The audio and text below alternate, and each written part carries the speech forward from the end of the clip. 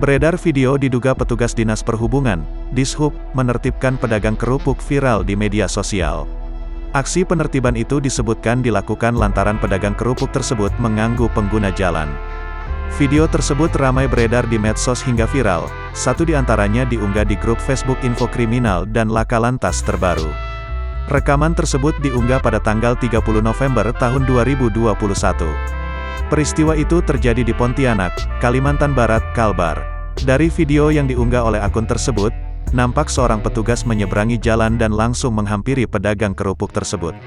Saat mendatangi pedagang itu, petugas yang diduga dari instansi Dinas Perhubungan, Dishub itu langsung mencengkram bagian leher dari kaos pedagang kerupuk. Warganet pun membanjiri unggah tersebut. Banyak warganet yang terharu melihat penjual kerupuk tersebut. Tak sedikit pula yang geram dengan aksi petugas itu.